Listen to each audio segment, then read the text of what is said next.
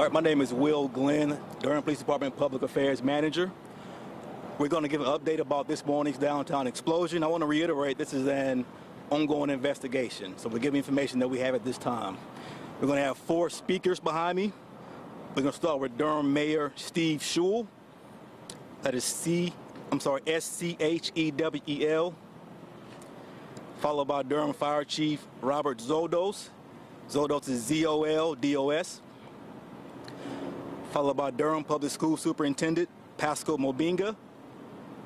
Mubinga is M-U-B-E-N-G-A.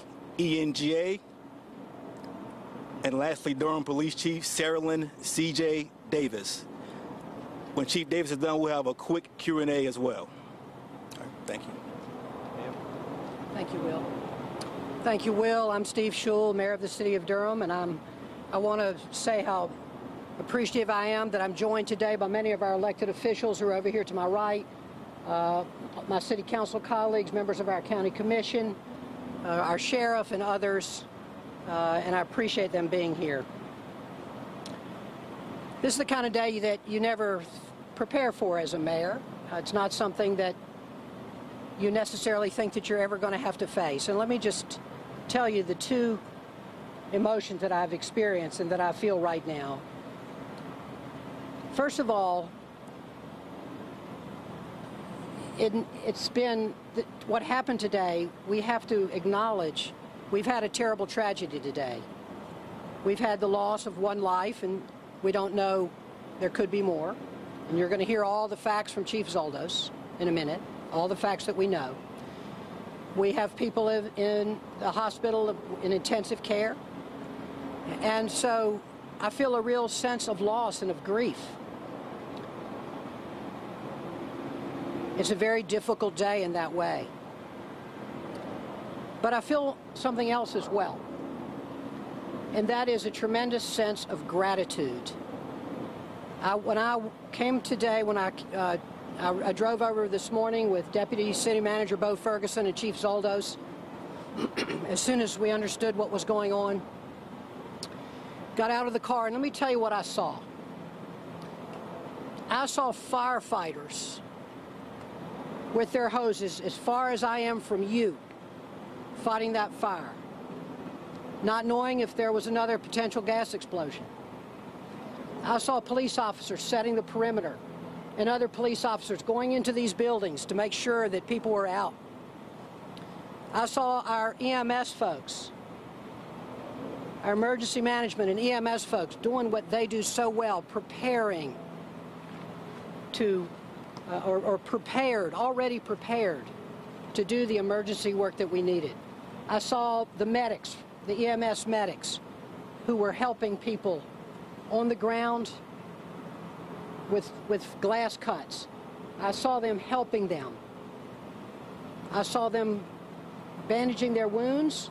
I saw them getting them, if necessary, onto a stretcher and quickly getting them to where they needed to be in the hospital. This is Durham's 150th birthday today. It's an irony, I know. But what I will say about that is that what we hoped would be a very happy day, it's not a happy day, but again, it's a day when I am so proud of how our local government functions. I am so proud of, especially of our firefighters and their courage and their persistence.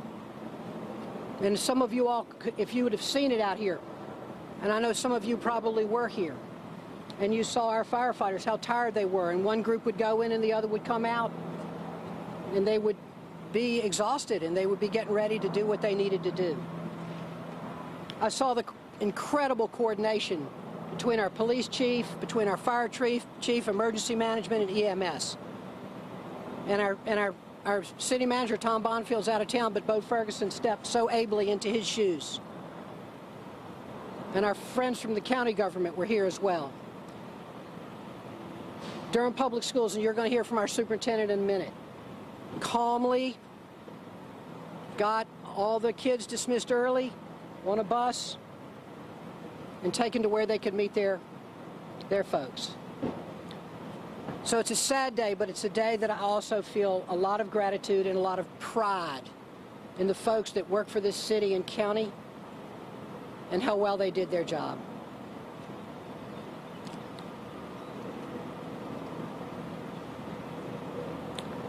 So I think I'll stop there, and I'm going to turn this over to Chief Zoldos. Let me just say that Chief Zoldos is a new chief in Durham. He hasn't been with us very long, but he stepped right into the breach today. I rode over with him this morning. He got out of the car. He said it was one of the few days he was going to be at our 150th celebration. He says one of the only day he's been in Durham that he's been in his civilian clothes. He had to go back and get his uniform on. He stepped right into the breach, and we already had firefighters, as I said, on site, many of them arriving, already here and arriving. And I'm just so proud of his leadership, and I want to introduce him to you now for him to tell you what we do know. I should say one other thing before I introduce him. There's a lot we don't know yet. And for things that we're not sure of, we're not going to put them out. We're only going to put things out when we're really sure. There's rumors that fly in this kind of situation, and we're not going to confirm or deny any rumors. What we're going to try to do, all of us, is to just give you the facts that we know. So I want to introduce Chief Zoldos to tell you what we do know so far. Chief? Thank you, Mr. Mayor. Good afternoon. My name is Bob Zoldos. I'm the Fire Chief of the City of Durham Fire Department. To what the Mayor just said, this is my 148th day as the Fire Chief, just shy of 150. Here, as best we know as right now, at 9:38 this morning, fire units were dispatched for a gas leak in the 100 block of Duke Street, right behind me.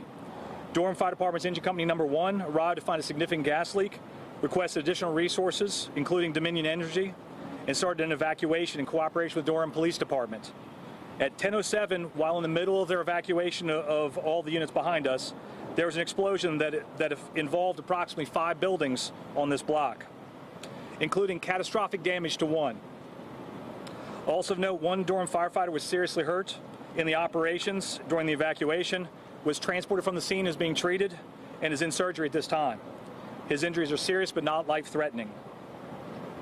As far as all other people, all other known people, people that were known to be in the buildings or around or have been accounted for, but there are still significant areas we need to search.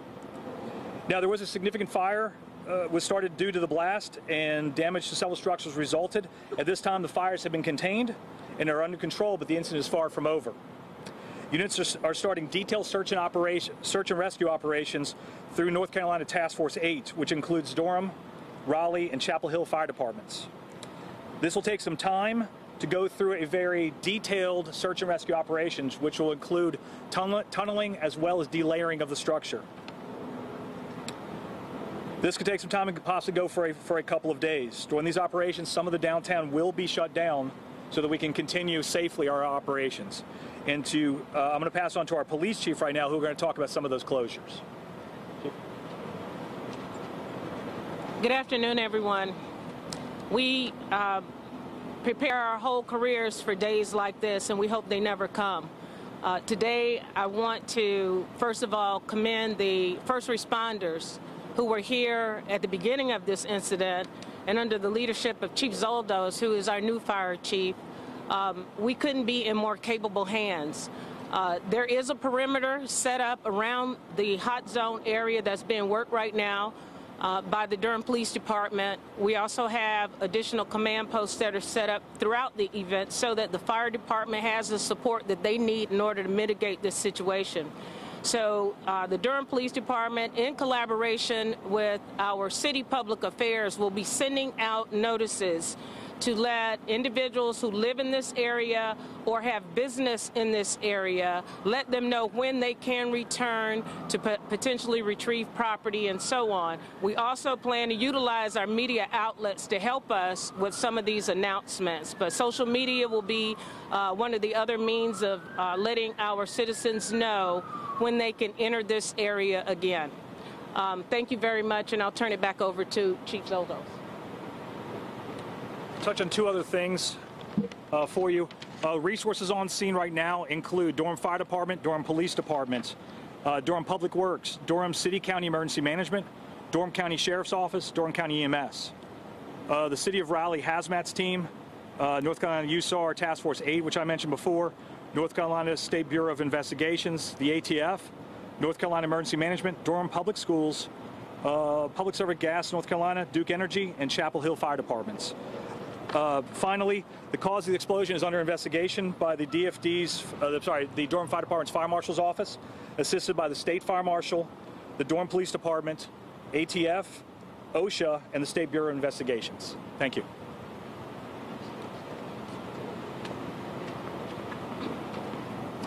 My name is Dr. Pascal Mubenga. I'm the Superintendent of Durham Public Schools. Let me take this opportunity to thank all our emergency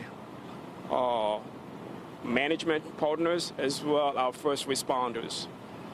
This is really a bad and sad day for Durham, but we are really grateful that we have folks in place that were able to carry out their jobs properly. As far as Durham Public School is concerned, all our students are sound and safe, and at this time, all of them got home. For that reason, I want to give credit to our staff for putting our plan through the motion to make sure that our students were able to get back to where they were supposed to be. Tomorrow, as far as school is concerned, we're going to close Durham School of the Art tomorrow. We really want to make sure that we're going to inspect our building to make sure that everything is in place. Tomorrow, there's going to be no school for Durham School of the Arts. As far as our families and our students are concerned, we are making available our Staff Development Center tomorrow for our parents and our students as well.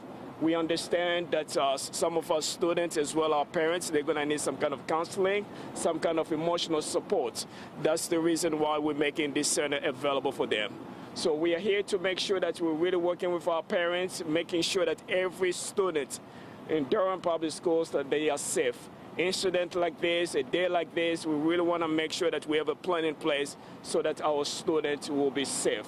And I'm really proud of the work we've done. And again, I'm going to extend our sympathies on behalf of our students, our staff, and our board to all the families that's been really affected by this tragedy. At this time, we'll take whatever questions you may have. Will elected officials reported a second death. Can you comment on that and give us an updated number of deaths and injuries? Sure. We have one confirmed fatality on scene. The second report was somebody who was unaccounted for, that has been accounted for from one of the construction firms. That does not mean there's not other people still in the structure. That's why we're continuing rescue operations. We're going to be starting with the search and rescue task force, moving through the structure, taking it apart piece by piece, in case someone was inside that was unaccounted, that we didn't know about prior to. I can go to the Durham County EMS, who can talk to you about injuries and transports. Hi, I'm Lee Van Vliet, Assistant Chief from Durham County EMS. So regarding the injuries, first I'd like to thank the dedicated staff of Durham County EMS. Our paramedics and EMTs have been working awful hard today. Also, we would like to thank Orange County EMS, Person County EMS, and particularly Wake County for providing backfill paramedic units into our county while we've been tied up here on this large incident. And we also have some Wake County personnel here as part of the USAR Task Force 8 assisting with our operations on the scene. For what we transported so far, from the scene, we responded immediately upon the first call of the explosion at this morning. We transported all of our patients to the Duke Health System, University Hospital. We transported 7 patients there, 6 of whom were critical, and 1 has since been transferred to the J.C. Burns Center at UNC. We also transported 5 patients to Duke Regional Hospital. Additionally, some patients showed up by private vehicle at both Duke University Hospital and Duke Regional Hospital to bring us to a total of 17 patients seen at the Duke Health System hospitals locally. Both hospitals activated their disaster plans and were able to accept all the patients that we had to send to them. And we'd like to thank them for their prompt response there and helping us with that. Both hospitals are back to normal operations. And as far as EMS goes locally, we're going to, of course, continue to remain on scene here, supporting the rescue and recovery operations while this remains a dynamic and dangerous scene. Of the 17, only 1 is critical? 6 were critical. 1 of them was then transferred on to UNC Burns Center. Can you say your last name again, please? It's Van Vliet, 2 words, V-A-N, VLEET. And I don't believe this would be a question for you specifically, but does anyone know the name of the contractor who was doing work out there when this gas line was apparent? I don't believe the names been released at this time. We will get that out when we have a chance to, but not at this time. What kind of work were they doing? What kind of line was it they were laying?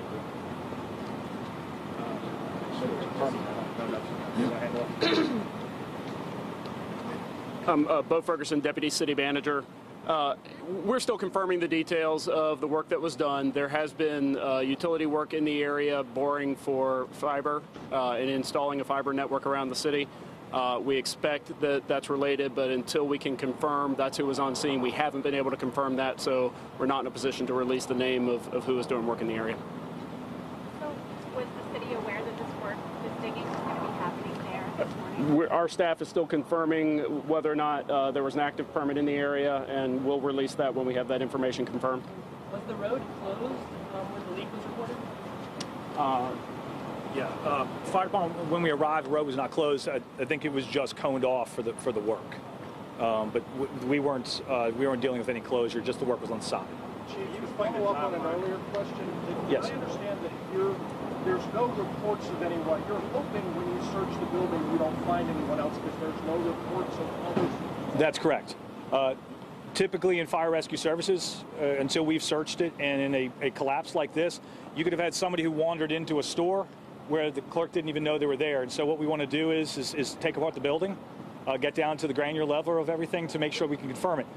Every report of people inside, they've all been accounted for those who have been reported inside.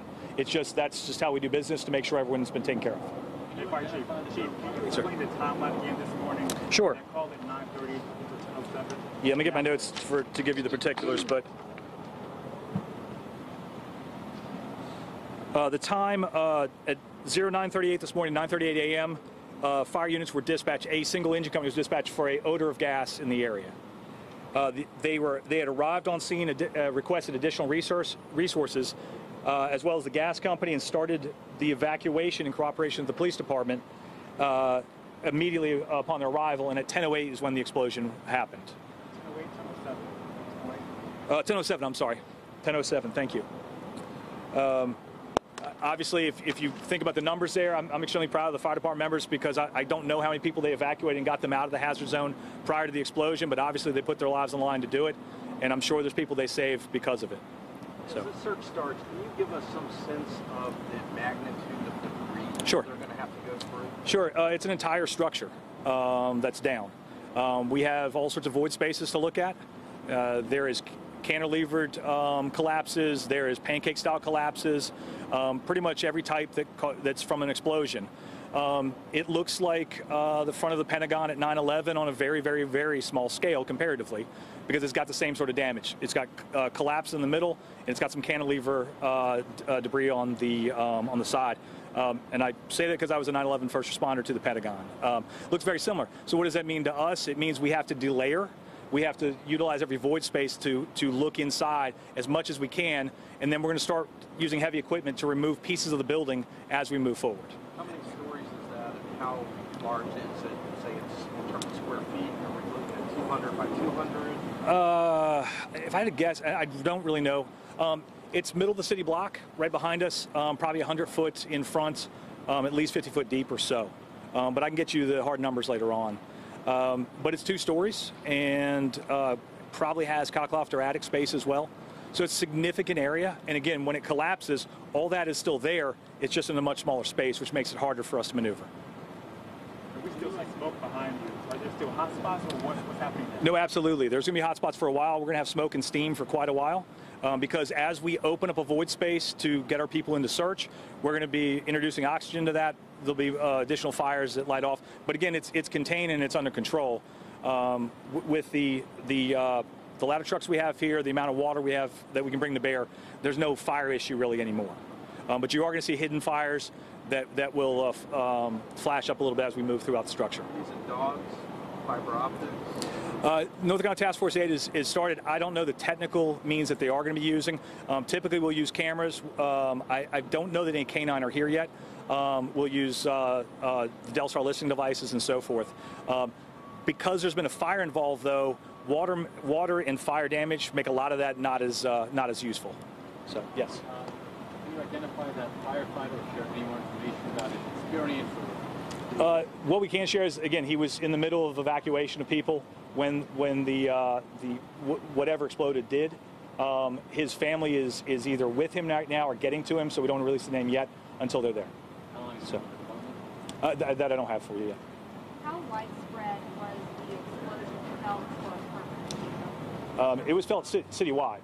I was at City Hall and people outside reported it to me immediately, and I heard the dispatch go off and then started to move towards the area. So no, it's definitely, there's significant damage, and you'll see damage down the block, at least windows broken and so forth. All right, that's all we have for now, guys. I want to reiterate, this is an ongoing investigation. This is our last press briefing for today. We'll get information out as we can, though, as soon as possible. All right, thank you.